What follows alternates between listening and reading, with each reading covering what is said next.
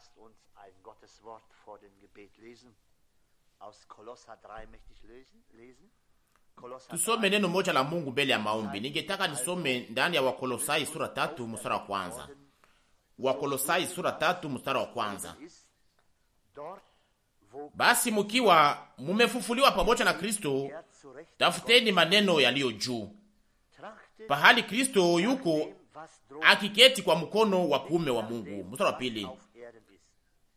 Tieni mafikiri yenu juu ya maneno yaliyo juu, wala si juu ya maneno yaliyo duniani. Mstari wa tatu.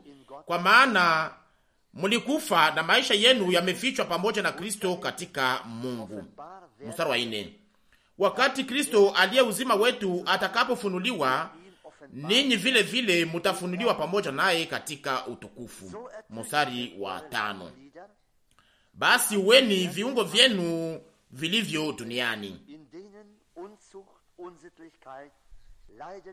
uasherati, uchafu, tamaa mbaya, mafikiri mabaya na kutamani, ndiyo kuabudu sanamu. Mstari wa sita. Kwa ajili ya maneno haya ghadhabu ya Mungu inakuja juu ya wana wa kuasi. Mstari wa saba. Katika haya ya ninyi mlitembea vile vile zamani, wakati mlipoishi katika maneno haya. Mstari wa nane. Lakini sasa ondosheni maneno haya yote: kasirani, hasira, uovu, matukano na masemo ya haya vinywani mwenu. Mstari wa tisa. Musiambiane uongo, kwa kuwa mumeondosha kabisa mtu wa zamani na matendo yake. Mstari wa kumi. Na mumevaa mtu mpya, anayefanywa mpya apate ufahamu sawasawa na mfano wake yeye ambaye alimuumba. Mstari wa 11. Hapa hapana Myunani wala Myuda, wala kutahiriwa wala kutokutahiriwa, mgeni wala mshenzi, mtumwa wala aliye huru, lakini Kristo ni yote na katika yote. Mstari wa 12. Basi mkiwa wachaguliwa wa Mungu, watakatifu na wapendwa, vaeni moyo wa rehema, wema, unyenyekevu, upole na uvumilivu. Mstari wa 13. Mukichukuliana na kusamehana, kama mtu akiwa na sababu ya kustaki mwenzake, kama vile Bwana alivyo wasamehe ninyi mufanye vivyo hivyo. Mstari wa 14. Na zaidi ya maneno haya yote muvae mapendo yaliyo kifungo cha utimilifu. Mstari wa 15. Na salama ya Kristo itawale moyoni mwenu, kwa sababu yake muliitwa katika mwili mmoja, tena muwe watu wa kushukuru. Mstari wa 16. Na neno la Kristo likae kwa wingi ndani yenu kwa hekima yote, mukifundishana na kuonyana kwa zaburi na nyimbo na tenzi za Roho, mukiimbia Mungu kwa neema mioyoni mwenu. Mstari 17. Na kila kitu munachokifanya katika neno wala katika tendo, fanyeni yote kwa jina la Bwana Yesu, mukishukuru Mungu Baba kwa yeye.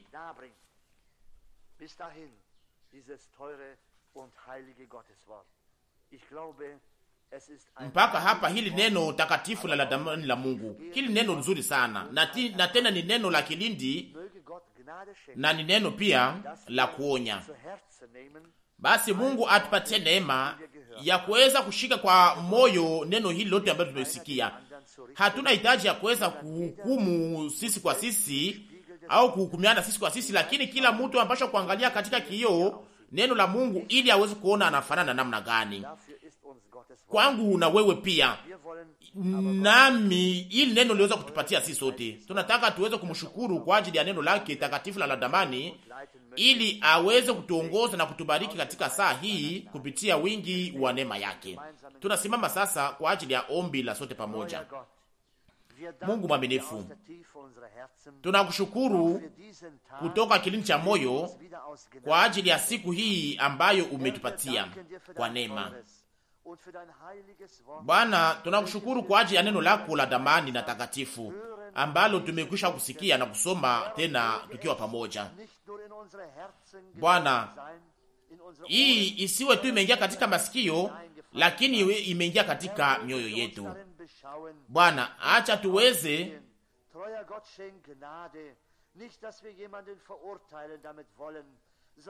kuona ndani sura yetu.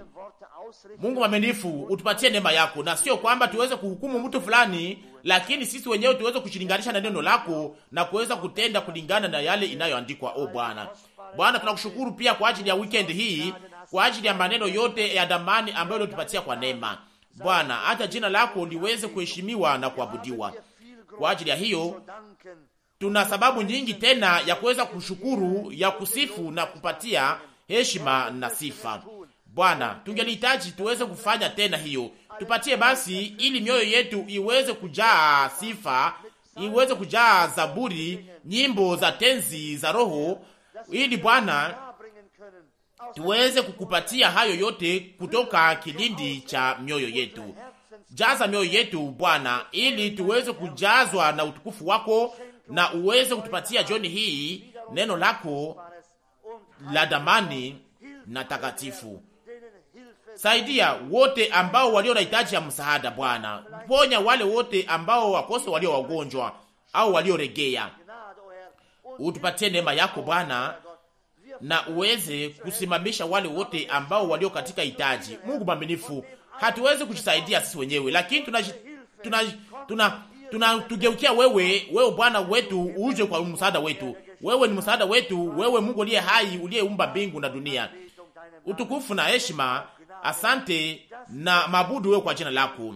Tupatie tena Bwana, tuweze kuvaa sisi kama vile wachaguliwa wa Mungu, sisi kama vile watakatifu na wapendwa. Tuvae wema, urehema, unyenyekevu, upole na uvumilivu. Tupatie hiyo Bwana, nipatie hiyo mambo mimi pia. Si sote mambo hayo Bwana. Ndio maana tunakusanyika tena na tena ili tuweze kuomba utusaidie katika hiyo dunia hii mbaya na ya uwaji ambayo tunaishi ndani, ili tuweze kuwa tayari wakati utakaporudi kutuchukua nyumbani kwako, katika ufalme wako na ndani ya utukufu wako. Wewe pamoja nasi Bwana, wakati tunaposikia neno lako, tupatie masikio na mioyo iliyo wazi ili tuweze kupokea na kutenda kama vile tunavyosikia. Tunakuabudu katika jina la Yesu. Amina. Wir haben hier in Kolosser 3 wieder die herrlichen Worte gehört. Tuliweza kusikia hapa katika Wakolosai sura 3 neno hili la damani la ajabu, na tunajulizaka mara nyingi, tuko wapi kwa namna ya kiroho?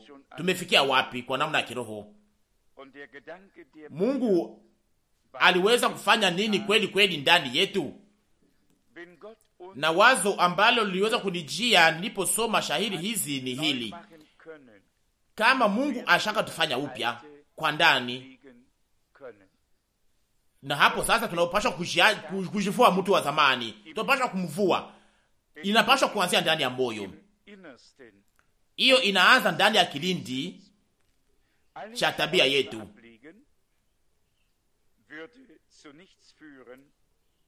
Kuacha yote kwa nje, kuvua yote kwa nje haitaweza kuleta kitu chochote kama hakukuwa kubadilishwa, kufanya upya kwa ndani, kama hakukuwa kuzaliwa upya.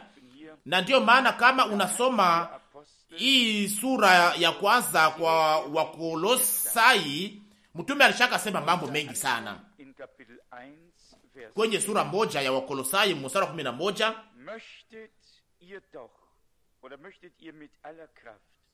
Wakolosai moja mstari wa 11, mukiwezeshwa kwa uwezo wote kwa kadiri ya nguvu ya utukufu wake, mupate kuwa na saburi yote na uvumilivu pamoja na furaha. Mstari 12, mukishukuru Baba ambaye alitustahilisha kupokea sehemu ya urithi wa watakatifu katika nuru. Mstari 13, Wakolosai moja, naye alitutoa katika uwezo wa giza akatuhamisha na kutuingiza katika ufalme wa mwana wa upendo wake. Hiyo inasema mengi, na hiyo mambo mengi inasemeka hapa. Hii ni kazi ya ukombozi iliyotimilika, ambayo Mungu aliyotimiza ndani ya Kristo, lakini ilifanyika pamoja na wewe na mimi. Ulikombolewa, nasi tuliokolewa sote pamoja kutoka hii kazi, hii nguvu. Hapa inasemeka kuhusu nguvu za giza ya milele iliweza kuwa na mamlaka juu yetu. Tuliweza kuokolewa kutoka mamlaka ya giza au nguvu za giza, na hiyo hapo sasa tukachukuliwa katika ufalme wa upendo wa mwana.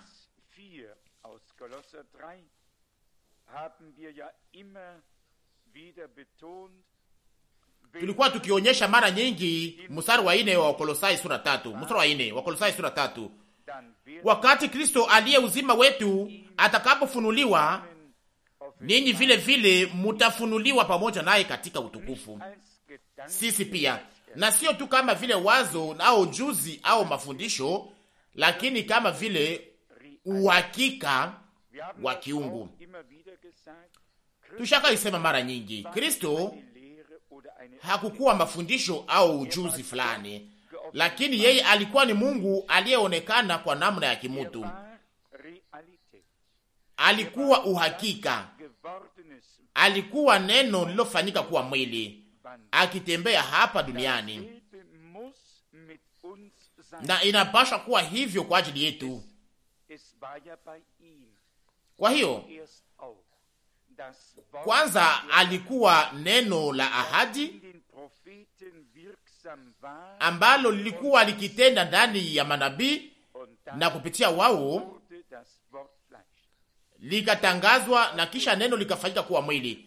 Ni kusema sasa kwetu sasa inahusu pia hesabu nyingi ya ahadi katika neno la Mungu, lakini sasa kama tumezaliwa upya kupitia neno na Roho, ndipo sasa hizo ahadi zinapashwa nazo kugeuka kuwa uhakika ndani yetu. Inaomba kusema ya kwamba hapa andiko limetimilika, kama vile ungeliweza kusema bila kuchoka kuhusu Bwana wetu, ili itimilike yale ambayo iliyoandikwa. Mathayo 1:22. Iwe ilikuwa imeandikwa ndani ya Isaya au ndani ya Ezekieli, iwe mahali popote, lakini ndani yake mulikuwa mkitimilika siku zote yale iliyokuwa imeandikwa. Inaomba sasa pia tuweze kufika kwa kiwango ambayo inaweza kusema, wanaweza kusema kuhusu sisi ya kwamba ni kweli kweli kweli, uhakika hapa neno la Mungu linatimilika.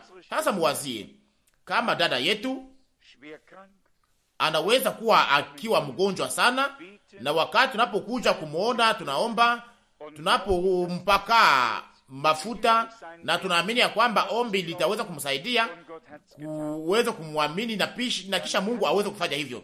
Na hapo sasa tunaweza kusema ya kwamba hapa hakuna kitu kiliweza kufanyika kwa namna ya kimaajabu, lakini tu ni Mungu ndiye aliyeweza kutimiza yale iliyokuwa imeandikwa, iwe ndani ya Marko 16 au ndani ya Yakobo sura 5.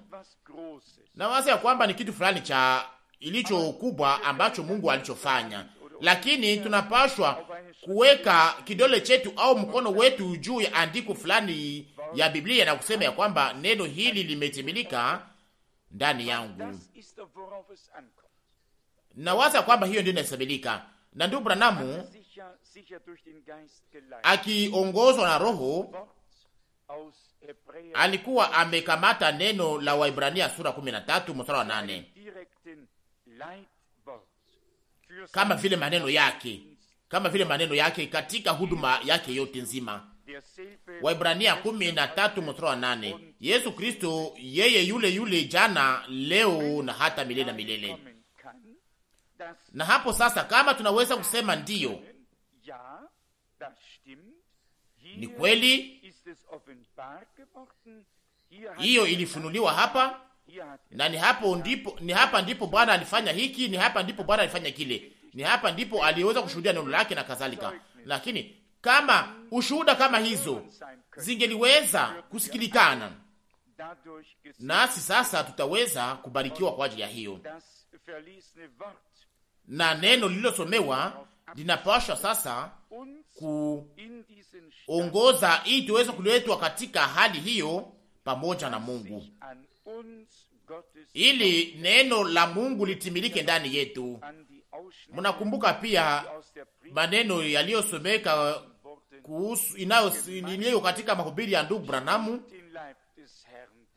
Kanisa linalionyesha mwili wa Bwana, na yeye kichwa, naye kama vile kichwa inaomba aweze kuwa na viungo vyake ili aweze kutenda kupitia hiyo viungo.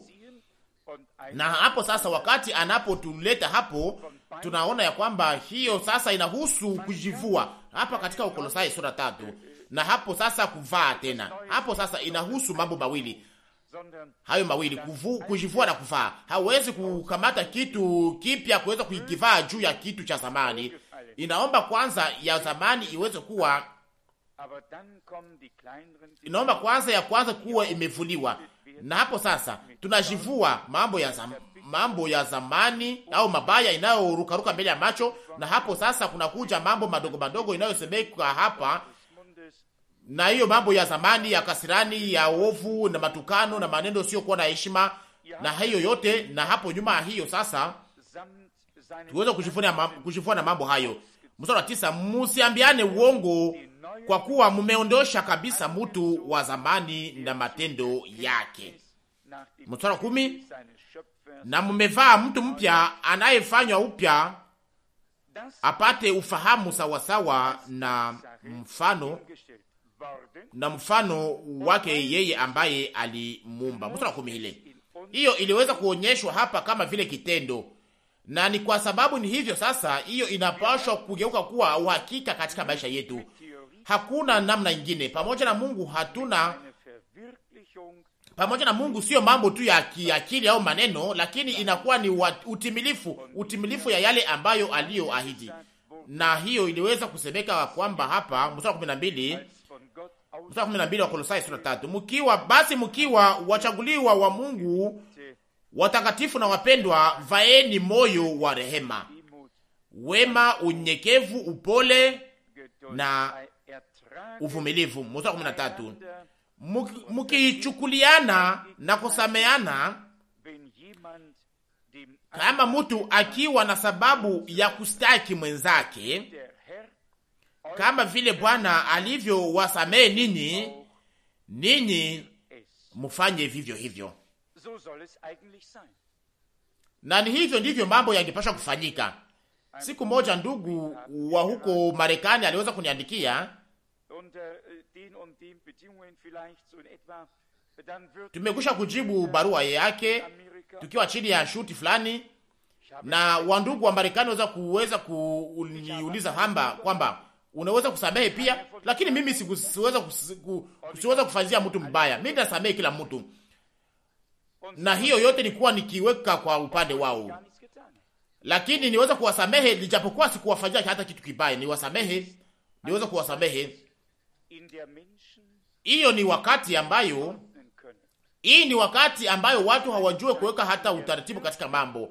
Hii ni wakati ambayo mambo yote iko kwenda kupanda, iko juu na chini katika hii ulimwengu wa dunia na pia katika ulimwengu wa kiroho. Ni lazima sana ili tuweze kuona mambo yote kwa ujumla kwa namna ya kiroho, na tuweze kufuata njia ambayo tunapaswa kufuata. Namna gani ninaweza kukusamehe kama hakuna kitu ambacho ninapaswa kufanya kwa ajili yako au kwangu au kwa mtu mwingine? Hapana.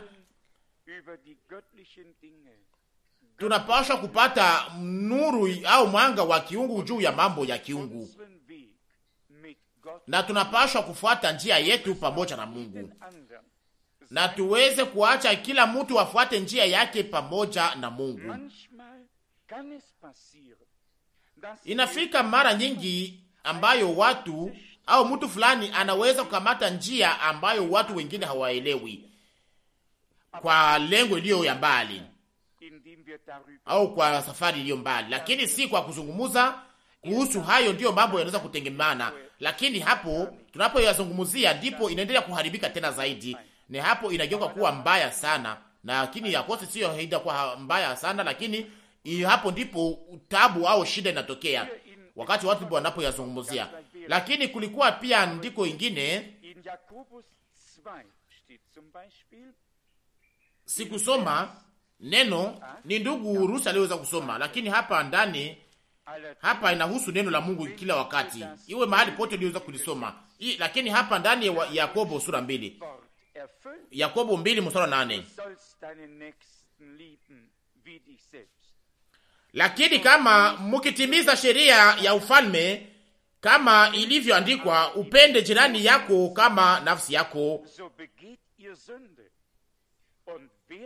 munatenda vema. Mstari 9, lakini kama mukipendelea watu, munafanya zambi na kuhukumiwa na sheria kwa wakosaji. Na hapo sasa hatupashi kusema mambo, lakini tupasha kuacha mambo kama vile yalivyo, kama vile nimekwisha kusema, uweze kuacha na kufuata njia yako wewe mwenyewe pamoja na Mungu. Na yule anayetembea katika nuru atajisikia hawezi kujikwaa, hawezi kukwaa. Lakini kama mtu anakwaa juu ya kitu fulani, inaomba sasa kuweza si vema kuweza kuzungumzia juu ya mambo hayo, lakini tuweze kujiuliza, mtu unapaswa kujiuliza sasa, ulikuwa ukiangalia wapi wakati ulipokwaa? Hapana kuyazungumzia, lakini sema ulikuwa ukiangalia wapi wakati ulipokwaa. Na hapo sasa unapaswa kutembea pamoja na Mungu juu ya njia yako, na Mungu atakuwa pamoja na wewe, usikwae hata kwaa. Lakini hapa tuna aliko hapa au kuwekwa nguvu. Mstari wa 8 Yakobo 2, lakini kama mkitimiza sheria ya ufalme. Hapa inahusu sasa sheria ya ufalme kulingana na andiko ya andiko ya Walawi sura 19 mstari wa 18, ya kwamba penda jirani yako kama vile mlivyojipenda mwenyewe. Mstari wa 9, lakini kama mkipendelea watu mnafanya dhambi. Inaomba sasa kuweza kufuata njia yako mwenyewe pamoja na Mungu, na kama vile nimekwisha kusema, kila mtu anapaswa kufanya hivyo kwa ajili yake mwenyewe. Kulikuwa pia neno ambalo ningetaka kusoma na ambalo lilo katika Waroma sura 10, ndani ya sura 9, ambalo ndio tunataka tuweze kujilinganisha kwa mafupi. Paulo anaeleza hali ya wana wa Israeli na anafika kwa kuamua au kwa kumalizia akose kuanza kwa mstari wa 31 ya Waroma 9, Waroma 9:31, Waroma 9 mstari wa 31. Lakini Israeli waliotafuta sheria ya haki hawakufika kwa sheria ya haki. 32. Kwa sababu gani? Kwa sababu hawakuitafuta kwa njia ya imani, lakini kama kwa njia ya sheria au ya matendo.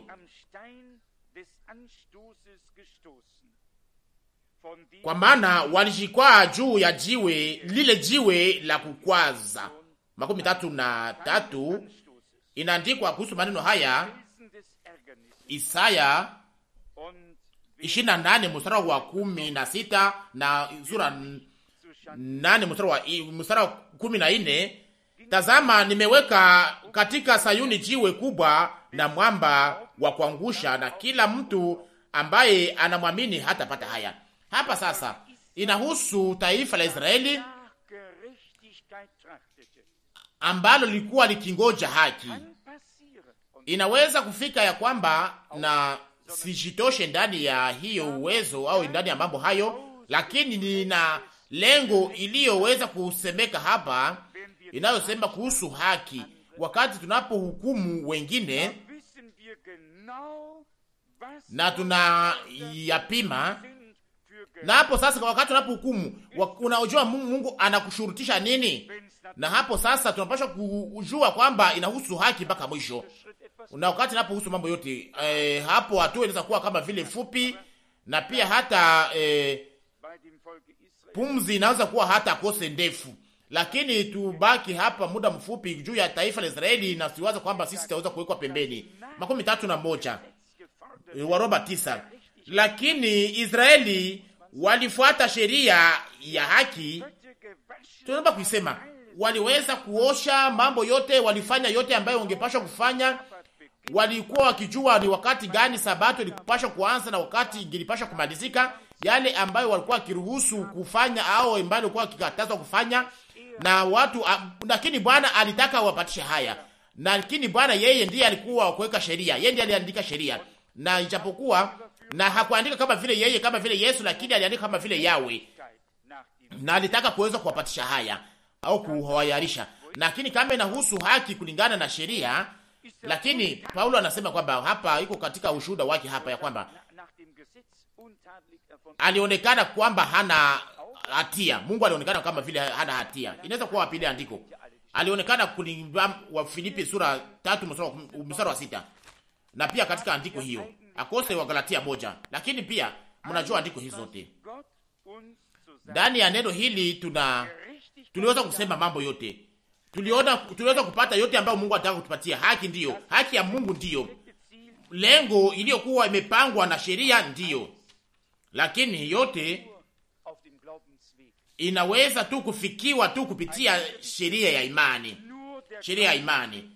Mwimba nyimbo anaimba ya kwamba njia ya imani ndiyo inastahili hapa tu. Nasi hapa tunapaswa kutembea juu ya njia ya imani. Israeli ilitaka iweze kufika haki ambayo ilikuwa ikitafuta, na ilitaka uweze kufika kwenye lengo, lakini haikufanyika. Na Biblia kwenye mstari wa 32 inauliza sasa swali. Mstari wa 32. Kwa sababu gani? Jibu, kwa sababu hawakuitafuta kwa njia ya imani, lakini kama kwa njia ya matendo. Ndiyo. Lakini matendo ilikuwa imeagizwa na sheria, lakini kwa sababu hawakuweza kuifanya sasa kwa imani, wakajikwaa kwa jiwe la kukwaza. Mtu ambaye anayetembea katika imani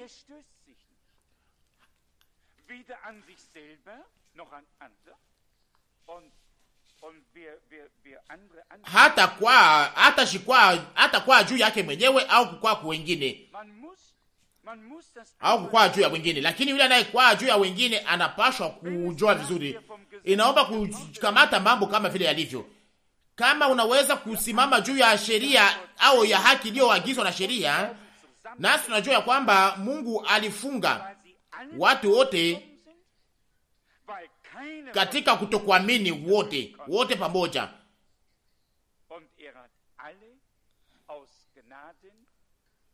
kwa sababu waliweza kushindwa, kwa sababu hakuna mtu aliweza kuheshimu sheria.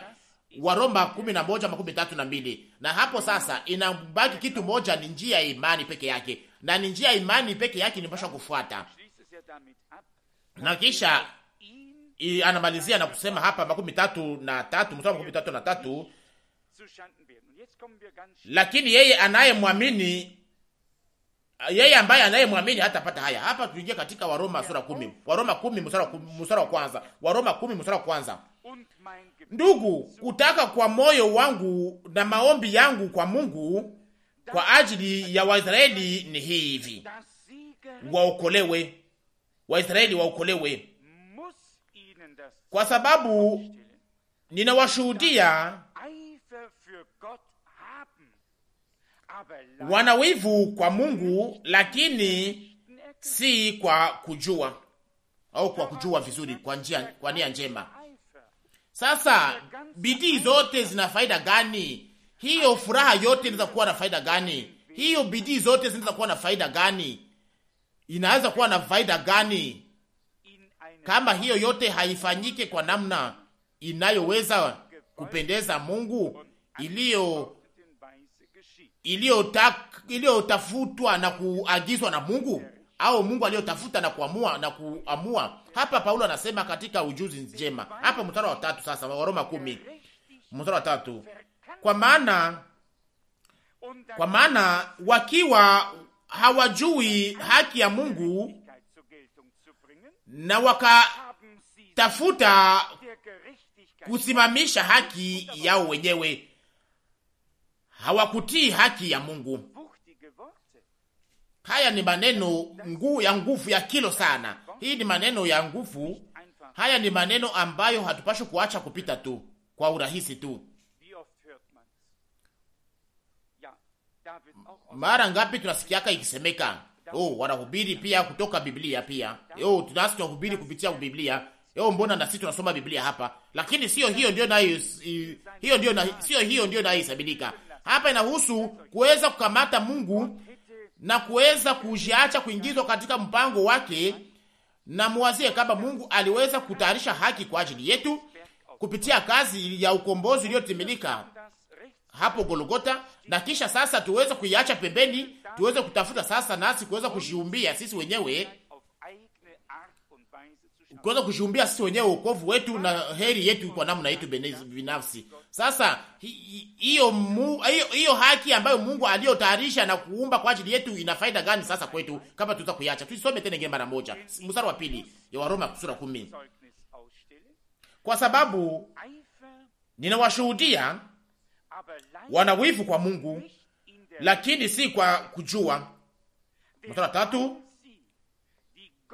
kwa maana wakiwa hawajui haki ya Mungu na sio haki yao, haki yao wenyewe ilikuwa ya dambani kwao, ni wao ndio walikuwa kiitumikisha, lakini haki ambayo inayokubalika mbele ya Mungu, haki ya Mungu kama vile ninavyosemeka hapa, kwa maana hawakujua haki ya Mungu, haki ya Mungu. Hasa kwa nini hawakuweza kujua? Yule asiyeijua hataijua, na yule asiyeweza kuikubali anaitupa, anaenda kuikataa. Na ndio maana inaandikwa hapa kwenye mstari wa 3, na wakitafuta kusimamisha haki yao wenyewe. Mstari wa 3. Ndiyo sasa, kama nataka kuweza kuleta alama ya uvumilivu au kuweza kuleta agizo niweza kusimamisha haki yangu mwenyewe, ninaweza kuweza kusimamisha hasa bidii yangu mwenyewe ili niweze kusimamisha haki yangu mwenyewe. Sasa Mungu kwa sababu gani aliweza kusema ama haki ya Mungu ilisemeka nini? Ilisema nini kutoka maandiko matakatifu? Mniruhusu niweza kuonyesha tena ingine mara moja.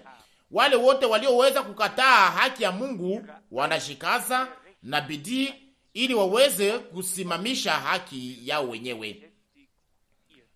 Wanahusika na kuweza kufika kwenye lengo zao wenyewe kwa namna yao. Mungu alituelewesha tangu zamani ya kwamba haki yetu iko kama vile mavazi iliyo chafu mbele ya macho ya Mungu. Inaandikwa hivyo katika Isaya 64 mstari wa 6. Na huyo Mungu mmoja alitufungua macho ili tuweze kujua ya kwamba haki ya kiungu tuliweza kuipewa sisi sote hapo Golgotha. Lakini wakati tunaposoma ya kwamba wanashikaza kwa bidii nyingi ili waweze kusimamisha haki yao wenyewe, na ijapokuwa hayo yote tunasoma ya kwamba hawakujinyenyekeza chini ya haki ya Mungu, hawakujinyenyekeza. Ndiyo, na hivyo wako katika haki yao wenyewe. Kwa kurudi juu ya neno ambalo tumekwisha kusoma au tulilosoma, ningetaka niweze kusoma katika Injili ya Yohana sura 13 ambalo tunasomewa mara nyingi. Neno la Yohana sura 13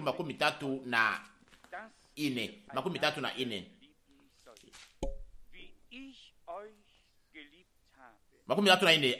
Amri mpya nimewapa ninyi, mpendane kama mimi nilivyowapenda ninyi, mpendane vile vile. 35. Hivi watu wote watajua ya kama ninyi ni wanafunzi wangu, kama ninyi mkiwa na upendo ninyi kwa ninyi. Tunajua sisi sote andiko linalosema kwamba mule mnatimia sheria na manabii, utimilifu wa sheria na manabii. Mathayo 7:12. Mungu aliweka haki yake hapa duniani, na haki yake ilikuwa ya damani sana, na ilikuwa ya bei kubwa. Lakini hakukuwa mtu ambaye angeliweza kuonekana mbele ya Mungu. Abeli alikuwa wa kwanza kuweza kuleta zabihu mbele ya Mungu na kuweza kukaribia mbele ya Mungu, na wale wote waliotaka kuweza kusimama na kukaribia mbele ya Mungu hangeliweza kukaribia. Lakini sasa tutazama ya kwamba hangeliweza kusema kwamba oh, tazama sasa mimi niko hapa. Hapana, lakini ilikuwa naomba hasa kuweza kuwa upatanisho, na ilifanyika hapo msalabani wa Golgotha, na Mungu akatoa ukombozi au kusamehewa iliyo ya milele inayofunga ndani mambo yote, nasi tunakubali hiyo kama vile kipaji cha Mungu.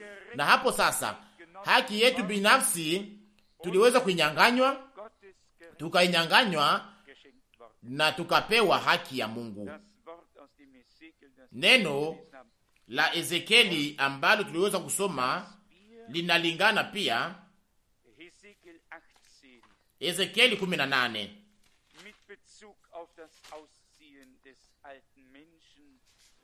ikishinganisha na mtu kuvua mtu wa zamani, kuvua mtu wa zamani, kujivua mtu wa zamani na kuvaa mtu wa zamani na kuvaa mtu mpya. Hapa katika Ezekieli 18:13, Ezekieli 18:13, basi nitawahukumu ninyi, nyumba ya Israeli, kila mtu kwa kadiri ya njia zake.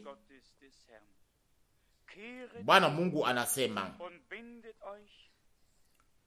rudieni na mgeuke mbali na makosa yenu yote, uovu usiwe upotevu wenu. 31, tupeni mbali nanyi makosa yenu yote ambayo muliyafanya,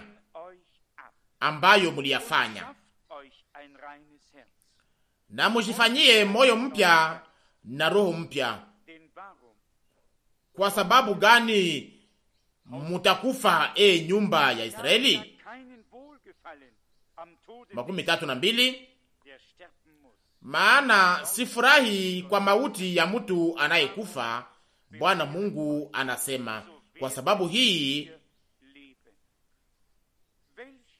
mujigeuze na kuishi na mutaishi. Mugeuke na mutaishi. Neno gani la ajabu la Agano la Kale!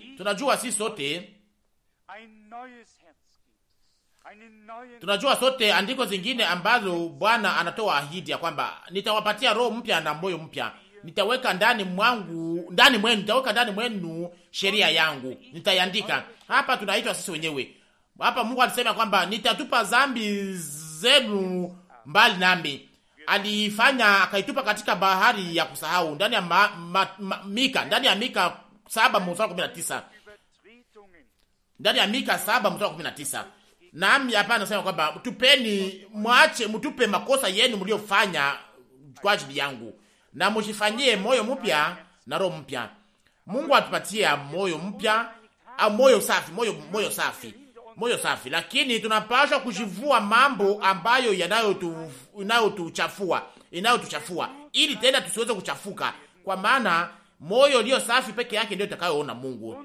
Inasemeka hapa Mathayo 5:8, na hapa katika Ezekieli 18:31, mshumbie moyo mpya na roho mpya. Hasa na wasi namna gani za kushumbia moyo mpya, kama vile ninavyoandikizwa hapa na kuweza kuipata hapa roho mpya, naweza kuisema kwa namna ya waziwazi, na inasemeka kwa namna iliyo wazi. Hiyo ni kwa namna hiyo moja 31, ingine mara moja. Tupeni mbali nanyi makosa yenu yote. Hapo hivyo ndivyo tunapaswa kushumbia moyo mpya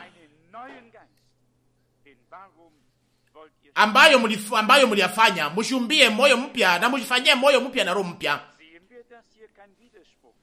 Wakati tunaponyanyua macho yetu kwa Mungu, tunaona kwamba hakuna kupingana hapa, lakini hapa tunatambua yale ambayo Mungu aliyotayarisha kwa ajili yetu: moyo mpya,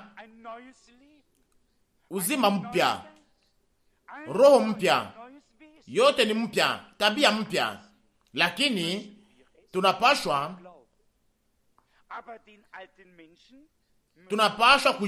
kuvaa hiyo kwa imani, na tunapashwa kwanza katika imani tuweze kuvaa kujivua moyo wa zamani. Na kulingana na neno liweza kusoma mbele ya maombi, si hajabu sana jinsi Mungu alikuwa amekwisha kuzungumza kwa namna iliyo wazi kupitia manabii. Mtu anapashwa kuweka mapenzi yake chini ya mapenzi ya Mungu na kusema, Bwana, ninaamini ya kwamba ulinipa moyo mpya, na sasa ninaacha mambo yaliyonichafua ili sasa niweze kusonga mbele pamoja nawe. Ulinipa roho mpya, na sasa nina msingi ili uzima mpya uweze kuzaliwa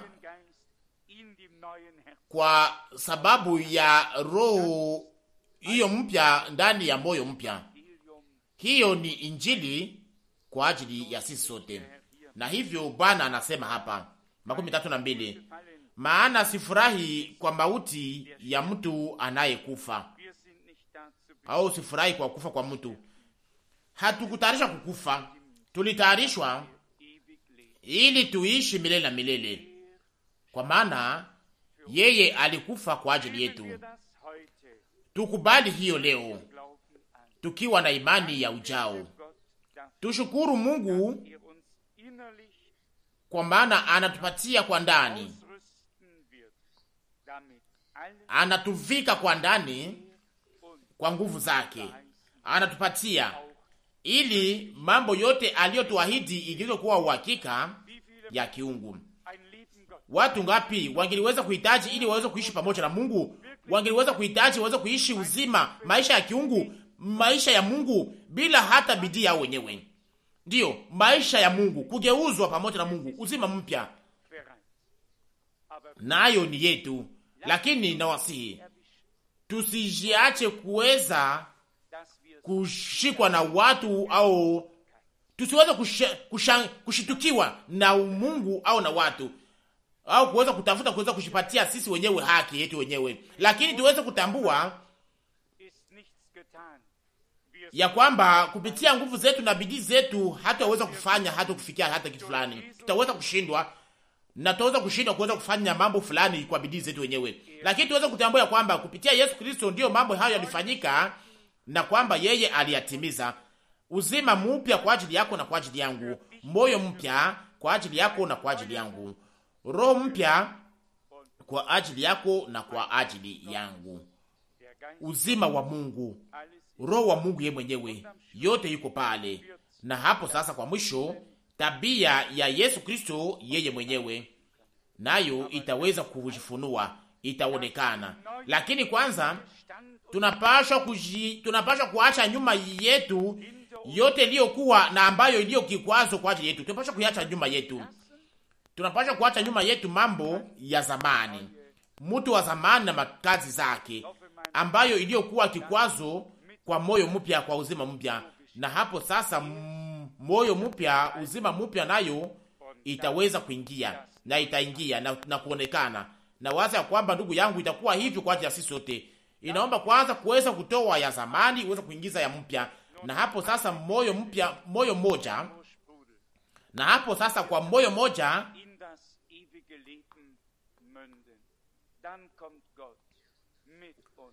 na hapo ndani ya moyo moja mutatokea chemuchemu itakayotoka chemuchemu mpaka uzima milele. Na hayo Mungu atatufanzia hiyo pamoja na sisi. Tusiweze kukata tumaini, lakini tuweze kushukuru Mungu, tusiweze kuingia katika mawazo, mambo yetu ya mawazo. Lasa ina faida gani kuweza kuharakisha kwenda kuzimu tukiwaza kwamba tunaenda mbinguni? Na hiyo ndio itakayofikia watu wengi sana. Hiyo si mambo ya kuhukumu ambayo ninayosema hapa, lakini ninajua vizuri watu ngapi wanaopita pembeni ya yale ambayo Mungu anayofanya sasa. Na sasa katika kizazi hiki, na wako pale wakiwa na mabatri na mashangwe na mahaleluya na wakifata njia zao wenyewe, lakini tunataka kuwe wazi mbele yetu na mbele ya Mungu. tuwe wenye haki mbele ya Mungu na mbele yetu sisi, na iliyo kubwa Mungu anaweza kutupatia siku moja au leo au kesho. Inaandikwa namna gani hata tupatia mambo yote pamoja naye.